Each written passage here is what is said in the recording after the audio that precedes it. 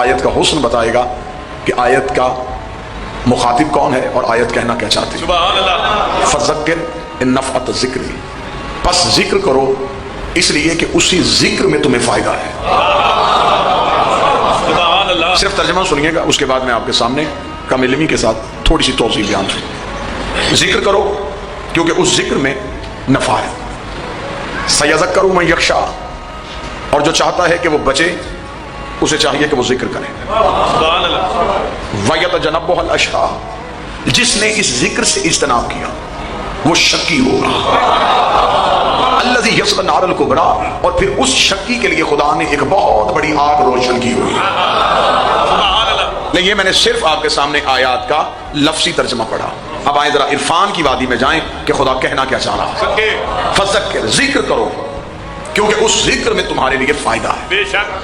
قرآن ہمیشہ، قرآن کی کوئی آیت کھلتی نہ ہو تو دوسری آیت اس قرآن کی گرہ کو کھول دیتی ہے.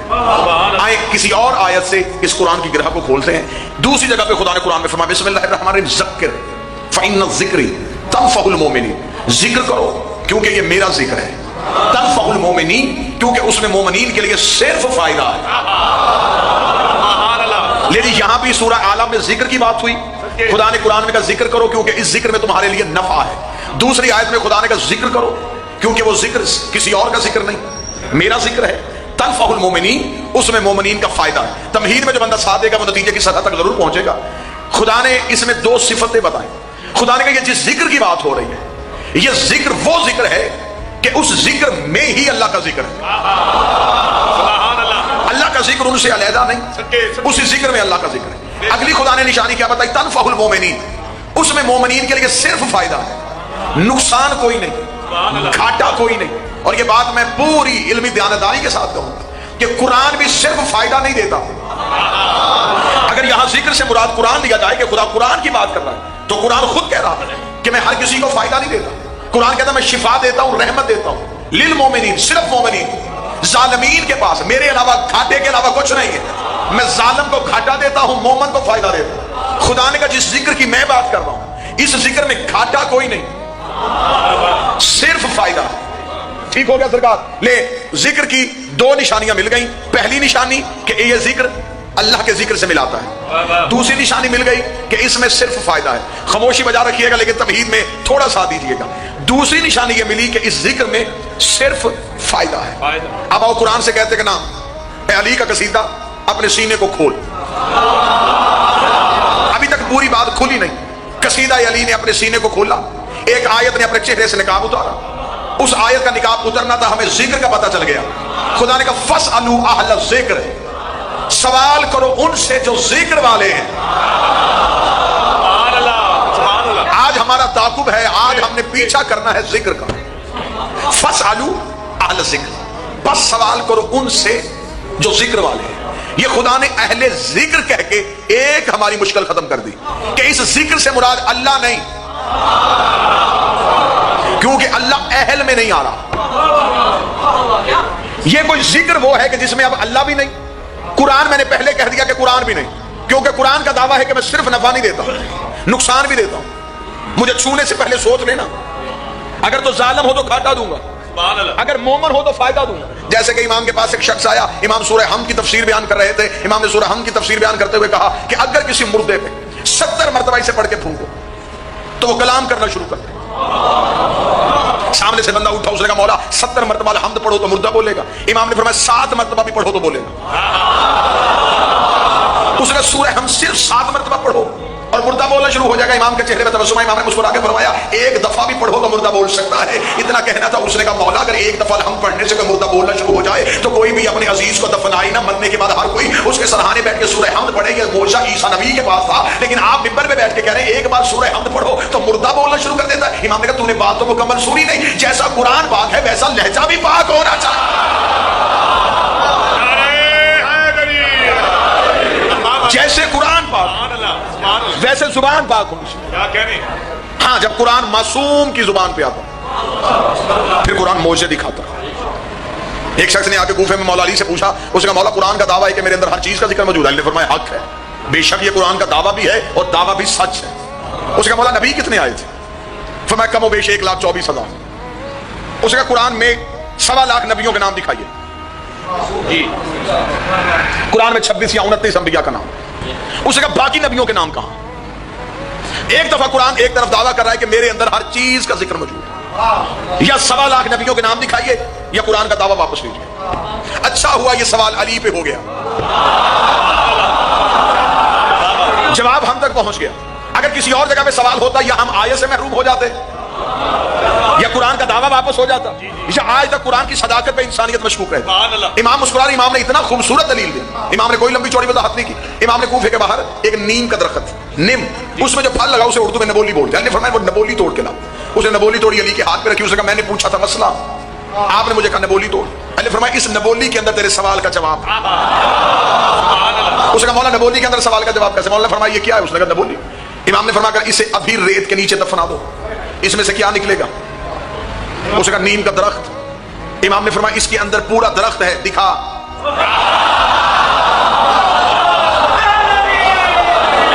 भाई बाहर से तो नहीं आएगा, निकलेगा तो इसी के अंदर से।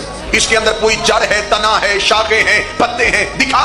उसने कहा मौला ये ऐसे समझ में नहीं आएगी, ये तब तना ज़ाहिर करेगी जब मट्टी के हवाले करोगे। फरमाया नबोली मट्टी के हवाले ना करो, नबोली अपना आप नहीं खोलती। कुरान वारस के हवाले नहीं करोगे तो कुरान अपना आप कैसे खोले?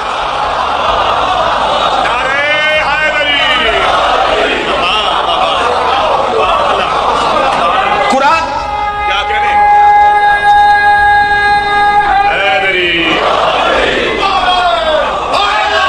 यार कुरान हर किसी की समझ में नहीं आता। यही वजह थी कि जब जंगे सफीन में अली ने मालिक अश्तर से कहा मालिक इन पे हमला कर। मालिक घोड़े के ज़ीन पे बैठ के गया। जब मालिक अश्तर हमला करने के लिए गया, उन्होंने अली के मुजाहिद को आते देखा, उन्होंने हाथों में कुरान उठा के पढ़ना शुरू कर दिया। मालिक अश्तर ने घोड़ा पीछे किया। अली फरमाया मालिक हमला करने गया था, क्यों नहीं करके आया? उसने कहा मौला करने हमला ही गया था, वो कुरान पढ़ रहे थे, मैं कुरान के एहतराम में वापस आ गया।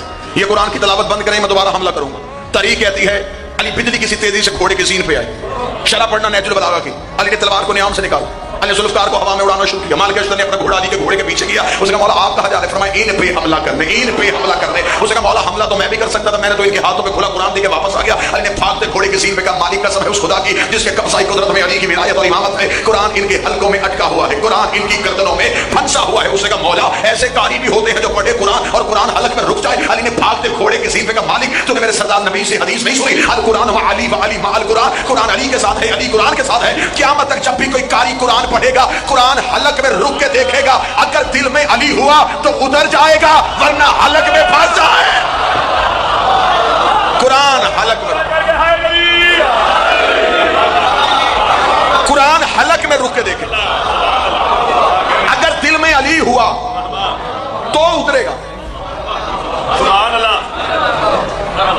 कोई चीज हलक में रुक जाए तो बंदा अंधा हो जाता है।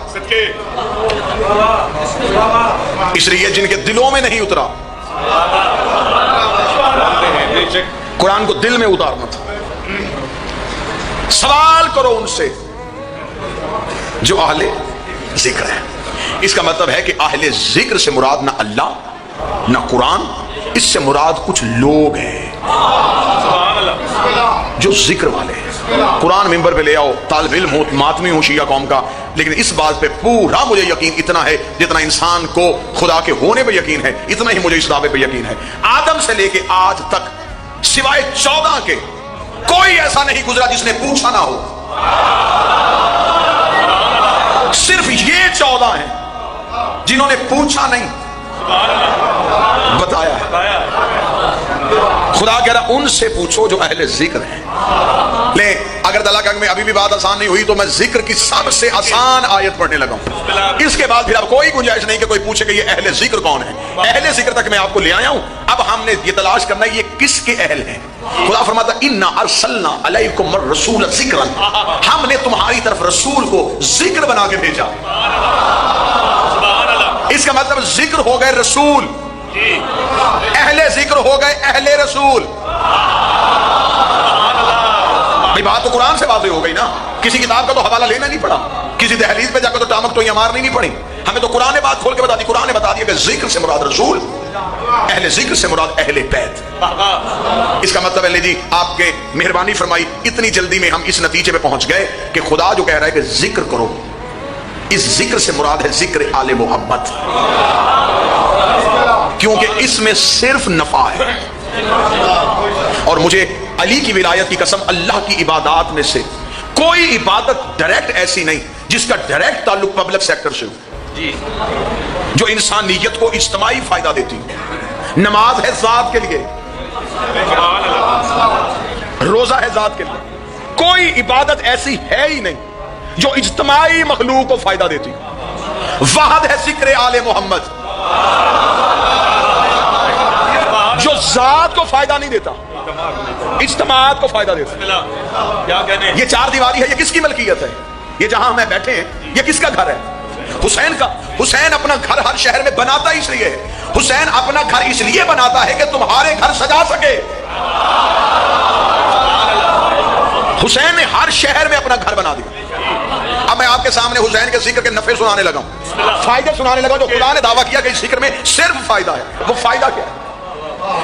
سال میں ایک مہینہ آتا ہے رمضان کا، پورا سال مسلمان انتظار کرتے ہیں، اور جو صبح کو اٹھاتا ہے وہ ڈھول بجا کے اٹھاتا ہے۔ اتنی غفلت میں سوئی ہوتی ہے انسانیت کہ پورے سال کے بعد بھی اگر اٹھانا پڑے، کہ پورا سال مولانا بتاتے کہ ایک مہینہ آئے گا اس کا انتظار کرنا، اور یہ بھی ایک غلط لاجک ہے، اس مہینے کا نام رمضان نہیں، یہ ہے شہر الرمضان، رمضان کا مہینہ، شہر الرمضان۔ ویسے اس کے 70 نام معصوم نے بتائے، شہر التوبہ، شہر المغفرہ، شہر الواسعہ، مغفرت کا مہینہ، رحمت کا مہینہ، وسعتوں کا مہینہ، بھکاریوں کا مہینہ، فقیروں کا مہینہ۔ پورا سال مسلمان انتظار کرواتے ہیں بچوں، اور رمضان کا ایک مہینہ اس لیے آتا ہے کہ اس ایک مہینے میں وہ اپنی قوم کی اس طرح تربیت کر دیں کہ اگلے 11 مہینے تک رمضان کا اثر رہے۔ اب میں جملہ دینے لگا ہوں اپنی قوم کے حوالے کریں، جو کام مسلمانوں کے ہاں سال کے بعد آ کے یہ مہینہ کرتا ہے، وہ کام روزانہ حسین کی مجلس کرتی ہے۔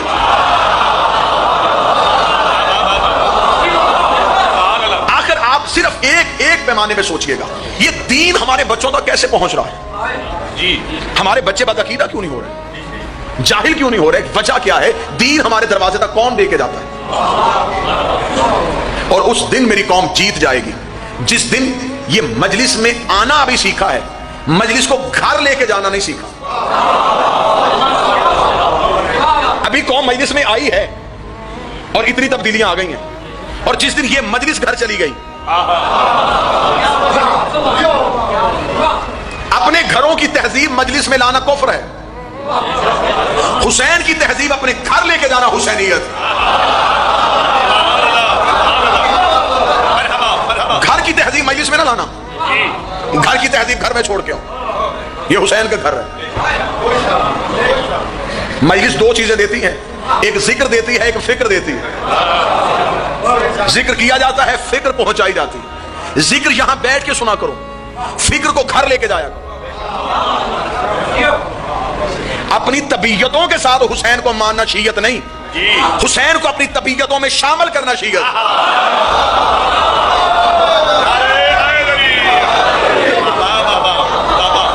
ذاتی سوچ کو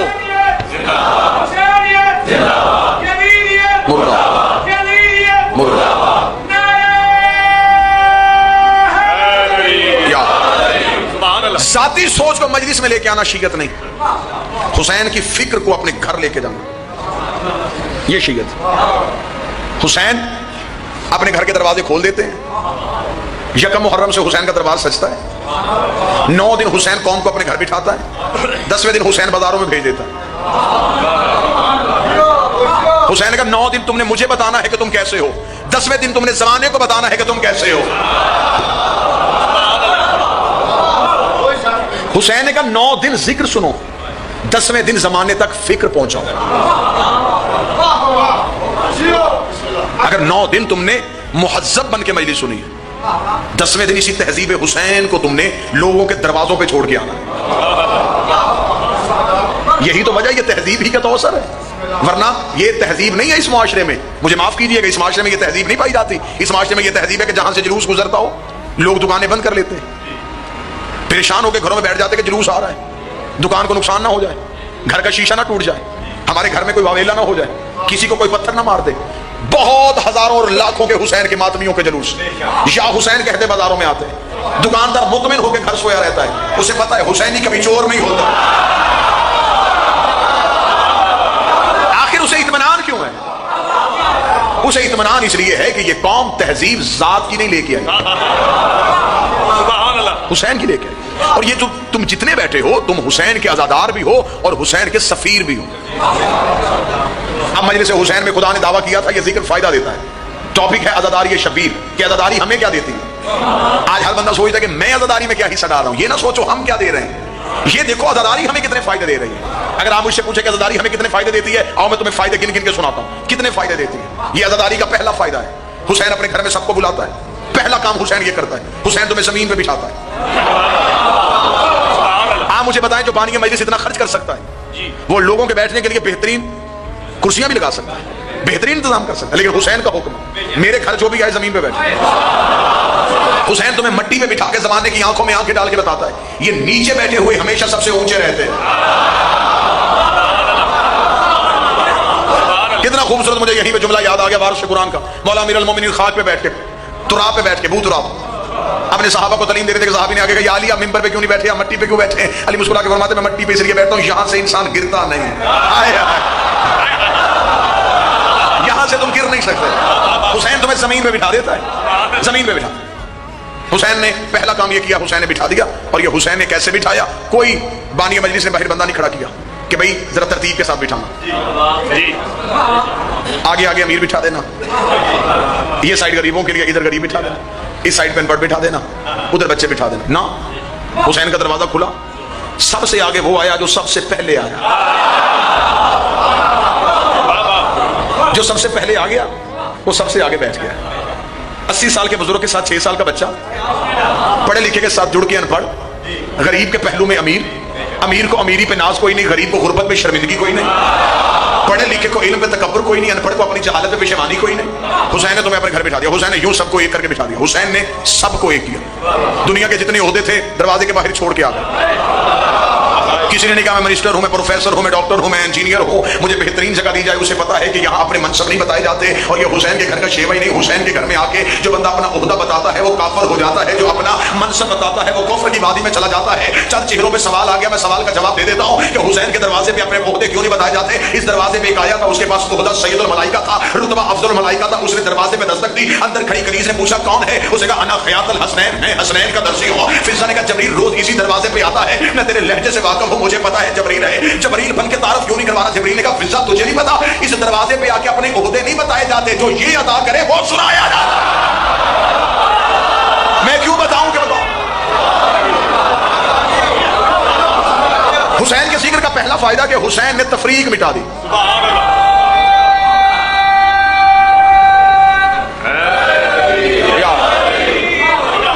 जितनी देर हुसैन की मजलिस में बैठे रहे कोई तफरीक नहीं, साथ जुड़ के बैठ गए। जिसके साथ बैठे उसके साथ बरादरी नहीं मिलती, लेकिन बैठ गए। स्टेटस नहीं मिलता, बैठ गए। तालीम नहीं मिलती, बैठ गए।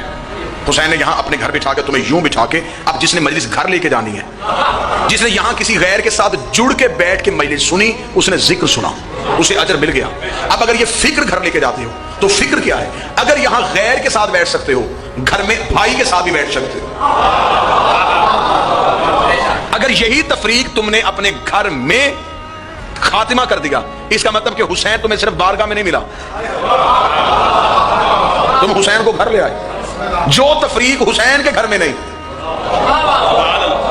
बात मुश्किल तो नहीं हो गई? मौजू से परेशान तो नहीं हो गए? जो आपको चीज हुसैन के घर में नहीं मिली वो आपके घर में क्यों हो? अगर यहां कोई फर्क नहीं, फिर वहां भी तफरीक नहीं होनी चाहिए। गरूर का खातिमा, मिट गया ना तकब्बुर। है किसी में जरूरत के मजलिस से हुसैन से उठ के कहे मेरे पास इतनी बैंक बैलेंस, इतनी जगीर, इतनी जायदाद है, मैं जमीन पे क्यों बैठूं? ये हुसैन के घर का कानून ही नहीं। हुसैन के घर का कानून ये है जहां जो झुक के आता है वो अकड़ के जाता है, जो अकड़ के आता है वो झुक के चला जाता है। अगर मुझे दलील मांगो मैं दलील दे देता हूं। यजीद अकड़ के आया था, झुक के चला गया, और झुक के आया था, अकड़ के चला गया। यहां तकब्बुर नहीं, गरूर नहीं। अले अगला बड़ा फायदा बताने लगा। जितनी देर मजलिस हुसैन में इंसान बैठे, इंसान चाहे भी तो गुनाह नहीं कर सकता। بابا جی کتنی سادہ دلیل ہے، کتنی سادہ مثال. جتنی دیر مجلس حسین میں بیٹھے آپ چاہیں بھی کہ آپ جھوٹ بولیں، آپ برا سوچیں. اچھا کتنا حسین کا اختیار ہے عمران بھائی، کتنا مختار ہے میرا حسین کہ انسان برا بول بھی نہیں سکتا، سوچ بھی نہیں سکتا. جبکہ یہ قانون کہیں نہیں ہے، سوچوں پہ پہرے نہیں ہوتے. سوچ تو انسان مرضی سے سکتا ہے نا. میں نے بڑے بڑے بندے دیکھے ہیں عبادت میں برا سوچ رہے ہوتے، نماز میں برا سوچ رہے ہوتے، لیکن جب حسین کے گھر آئے اب تم چاہو بھی کہ برا سوچو، سوچ نہیں سکتے، گناہ نہیں کر سکتے. اس دروازے کے باہر گئے، اب تمہارا اختیار تمہیں واپس مل گیا. اب چاہے جو مرضی بولو. لیکن جو ہی حسین کے گھر کے یوں دروازے کے اندر آئے، حسین سب سے پہلا کام یہ کرتا ہے تم سے تمہارا اختیار لیتا ہے، تم سے تمہارا اختیار لے کے تمہیں اپنے گھر میں بٹھا دیتا ہے. یہاں حسین بے اختیار کر کے بٹھا دیتا ہے. یہاں حسین ذہنوں پہ کنٹرول کر لیتا ہے، دلوں کو اپنی مٹھی میں لے لیتا ہے، سوچوں کو اپنے قبضے میں لے لیتا ہے. یہاں حسین جتنی دیر تک تم بیٹھے رہتے ہو تم حسین کی مٹھی میں ہوتے ہو، تم حسین کے ہاتھ میں ہوتے ہو. مدد سے ایک دن میں ایک جگہ پہ نہیں ہوتی. اگر آج یہاں تلا گنگ میں مجلس ہو رہی ہے تو آج ہی کے دن ایران میں بھی ہو رہی ہوگی، عراق میں بھی ہو رہی ہوگی. دنیا کے کونے کونے میں کوئی ایک لمحہ، ایک سیکنڈ کا کروڑواں حصہ بھی ایسا نہیں جہاں لوگ حسین کے گھر نہیں بیٹھتے. آج بھی کروڑوں لوگوں کو جو گناہ سے بچاتا ہے اسے حسین کہتے.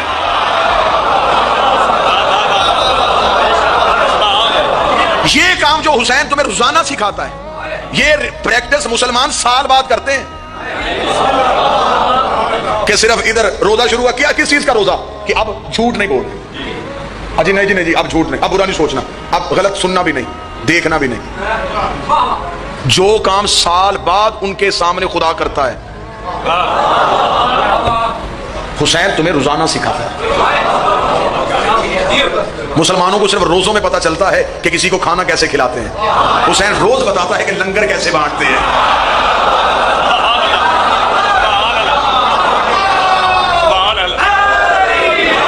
لیکن جو اللہ راضی کرنے کے لیے بانٹتے ہیں ان کا تصور بھی بڑا عجیب ہے. آپ دیکھیں گے افطار پارٹیاں ہو رہی ہوں گی امیروں کی، گھسنے دیتا ہے کوئی فقیر کو؟ جاؤ کہیں بہت بڑی افطار پارٹی ہو، کسی غریب جا کے کہے فوراً باہر نکال دیں گے، لاکھ قسمیں کھائے کہ میں روزے دار ہوں. وہ کہے کہ تو نہیں جا سکتا. کوئی عیسائی جا کے کہہ دے کہ ایک پانی کا گھونٹ دے دو، مسلمان نہیں ہوں نا میرا روزہ ہے. وہ کہے چل چل یہاں وہی آئے گا جس کا روزہ ہوگا. کہاں جا کے میں دنیا کا حسین کا اختیار سناؤں؟ حسین پورا سال اپنے گھر میں لنگر تقسیم کرتا ہے، کوئی شرط نہیں ہے، چاہے شیعہ کھائے، چاہے سنی کھائے، چاہے ہندو کھائے، چاہے سکھ کھائے، چاہے عیسائی کھائے. نظر اللہ نیاز حسین کہہ کے مانگا جاتا ہے، نظر اللہ نیاز حسین کہہ کے بانٹا جاتا ہے، نظر اللہ نیاز حسین کہہ کے کھایا جاتا ہے. پورا سال حسین ایسے رزق دے کے زمانے کا بتاتا ہے کہ زمانے میں اس طرح روٹی یا خدا دیتا ہے یا پھر حسین دیتا ہے.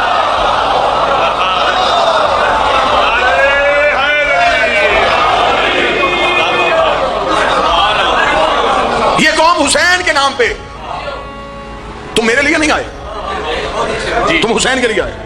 حسین کے نام پہ لوگ آ جاتے ہیں. آج بندے سوال ہم پہ کرتے ہیں، وہ تم شیعہ کہتے ہو، تم انتظار کر رہے ہو تمہارا 12واں امام آئے گا. جب تمہارا 12واں امام آئے گا تو تم اتنی جلدی اکٹھے کیسے ہو جاؤ گے؟ اس بندے کو ہم مجلسوں کی رونق دکھا کے اس کی آنکھوں میں آنکھیں ڈال کے پوچھتے ہیں کہ جو بندے امام کے نام پہ آ سکتے ہیں امام کے آنے پہ کیسے نہیں آئے گے؟ دراصل یہ مجلس ظہور کی تیاری ہے. اگر امام کے نام پہ آ سکتے ہیں، اور جب یہ پتا ہو کہ یہاں امام خود آئے ہیں، یہ مجلسوں میں بھاگ کے آنا ظہور کی تیاری ہے.